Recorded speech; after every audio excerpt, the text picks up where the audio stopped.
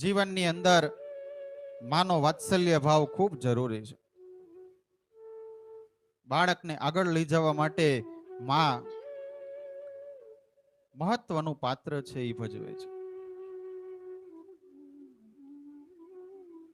એકવાર એક માં કે જે સમયે દીકરાને ભણાવે ગણાવે બધી વસ્તુઓ કરે છે અને પુત્રનો જન્મ થયા બાદ થોડા જ દિવસોમાં થોડા જ વર્ષોની અંદર એના પિતાનો દેહાંત થાય છે. એવે સમય એક જવાબદારી એની માં ઉઠાવે છે કે હવે મારે મારા દીકરાને ભણાવવો છે ગણાવવો છે, એને મોટો પ્રોફેસર કોઈ કક્ષાએ મારે એને પહોંચાડવો છે. સારા સંસ્કારો આપીને એનું જતન કરે છે. ગામડાની અંદર રહેનારી આ માં દીકરાની ખૂબ સુવિધા સેવાઓ એને આપે છે. બાળકને મોટો કરે છે. ધીમે ધીમે કેવું થાય કે ગામડાની અંદર પ્રાથમિક શિક્ષણ હોય એટલે પૂર્ણ કરી અને થોડુંક શિક્ષણ હાઈસ્કૂલમાં લેવા માટે બાળકને આગળ શહેરમાં મૂકે છે. અને આજે એક ક્ષણે માને ઘણી વેદના થઈ છે, પણ કોઈ દી એના દીકરાને જણાવતી નથી.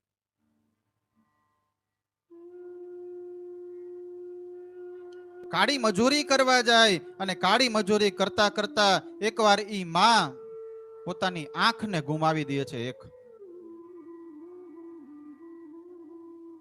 એટલે થોડોક સમય થયો તો માને એમ થયું કે લાવ હું ઘણા ટાઈમથી મારા દીકરાને મળી નથી, તો લાવ એને થોડોક નાસ્તો આપી આવું અને એને હું મળી આવું.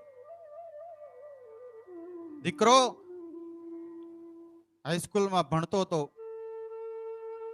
એટલે માં વિચાર કરે કે જેવો મારો દીકરો છૂટે ને તો દરવાજે હું એને કઈક ટિફિન આપી દઉં, નાસ્તો આપી દઉં, થોડીક વસ્તુ ને થોડાક પૈસા એને કે હું આપી દઉં.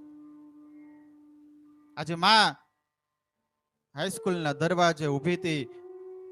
પ્રાથમિક શાળા પૂર્ણ કરી હાઈસ્કૂલની અંદરમાં રિસેસનો બ્રેક પડ્યો એટલે દીકરો બહાર આવ્યો.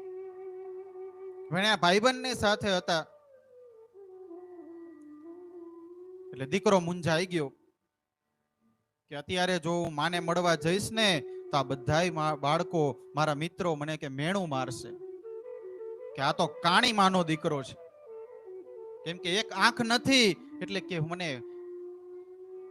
આ જગત છે ને મેણા બહુ મારે. પણ આપણે બીજાને કેવા જાય જ્યારે આપણા ઉપર એ વસ્તુ આવે ને ત્યારે આપણને ખબર પડે કે આપણે કેટલા શબ્દો લોકોને બોલ્યા છે. એક શબ્દની કિંમત છે.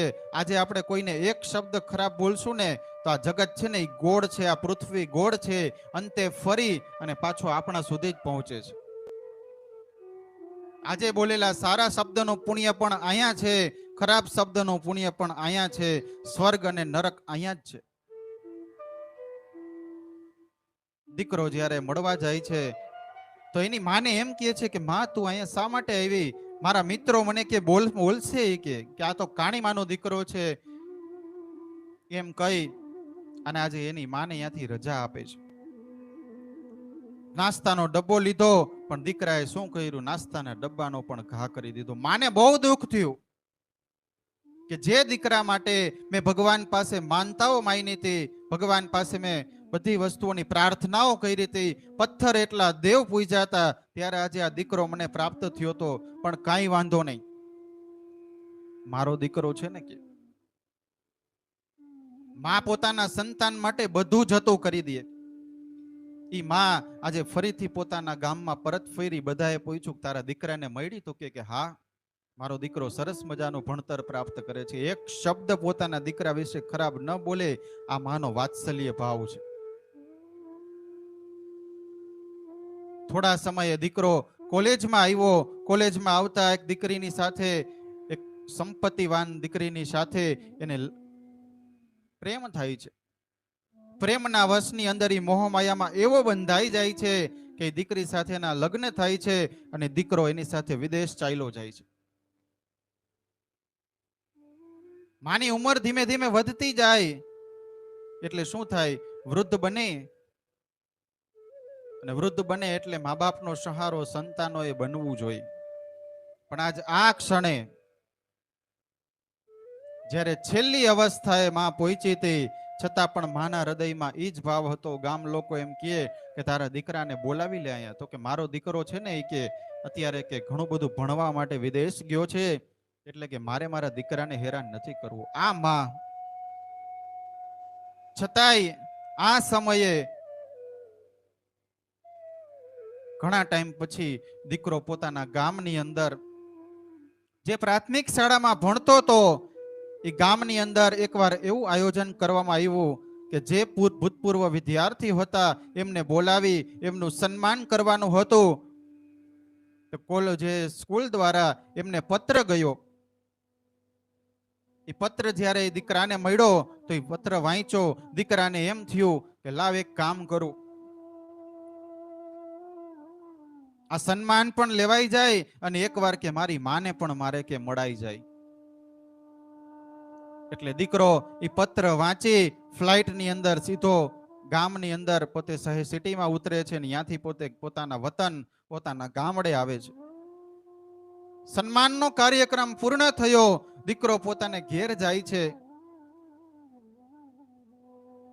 આજે એની માનું જે ઝૂંપડું હતું, કેમ કે પેટના ભરણ પોષણ માટે ક્યારેક માણસને પોતાનું મકાન પણ વેચવું પડે છે.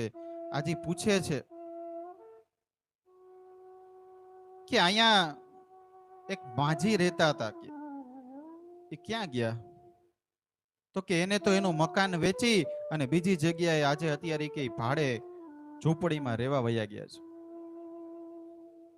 દીકરો એની પાસેથી સમાચાર પૂછી સરનામું પૂછી અને એ જગ્યાએ આવે છે.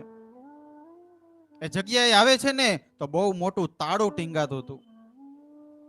એટલે આજે દીકરો જોવે છે કે આ તાળું કેમ અહીંયા? બાજુમાં પૂછ્યું કે અહીંયા એક ઓલા કાણીમાં રહેતા. તો કે હા રહેતા ને. ઈ કે તો કે એ મારી માં છે. ઈ કે બાજુવાળા બોલ્યા શું બોલેસ તું દીકરા? ઈ કે તું એનો દીકરો છો? ઈ કે હા કે આજે કે હું મારી માને મળવા આવ્યો છું. ઈ કે ઉભો રહે. ઈ કે તારી માએ છે ને ઈ કે એને કીધું તું કે મારો દીકરો જ્યારે ક્યારેય પણ આવે ને તો એને મારો એક પત્ર આપજો. ઈ કે અને એક ક્ષણે આજે ઈ બેન અંદર જઈ અને એક પત્ર લઈને આવ્યા અને પત્ર દીકરાના હાથમાં આપ્યો. દીકરાએ પત્ર ખોલ્યો તો એની માએ લખ્યું મારા વાલા દીકરા. ઈ માં ભગવાનની પાસે ચાલી ગઈ હતી છતાં પણ એને પોતાના દીકરાને શબ્દ લખ્યો હતો કે મારા વહાલા દીકરા. અત્યારે તું તારા ઘર સંસારમાં પડી ગયો હોઈશ, તારે ત્યાં વહુ આવી ગઈ હશે, તારા સંતાનો હશે, તારા સંતાનો ભણવા ગણવામાં ખૂબ આગળ વધે એવી હું તને પ્રાર્થના કરી ભગવાનના ચરણોમાં હું તને આશીર્વાદ આપું છું. તું દેશ વિદેશમાં પ્રગતિ કર, પરિવારના કુળનું તું વંશ વધાર અને પરિવારની નામના તું વધાર, સુખ સંપદા ખૂબ ભોગવ અને તારા સંતાનો તારી સેવા કરે ને એવા સંતાનો તારે ત્યાં જન્મે એવો હું તને કે આશીર્વાદ આપું છું. આ વાત જ્યારે દીકરાએ પત્રમાં વાંચીને તો દીકરાની આંખમાં છે ને આંસુ આવી ગયા. એમ થયું કે મારી માને જ્યારે હું વિદેશ ગયો તો એક વાર પણ મળ્યો નહીં. અને આ ક્ષણે પત્ર વાંચતા વાંચતા દીકરાની આંખમાંથી આંસુ પડી ગયા અને દીકરો બોલવા લાગ્યો, તારી યાદ આવે મને, મારા પાપણે પાણી પડાવે જો, મારી જન્મની દેનારી માં, મને તારી યાદ બહુ આવે. મારી જન્મની દેનારી માં, તારી યાદ બહુ આવે. તારી યાદ આવે મને, મારા પાપણે પાણી પડાવે જો, મારી જન્મની દેનારી માં, મને તારી યાદ બહુ આવે. હે મારા જન્મની દેનારી માં, મને તારી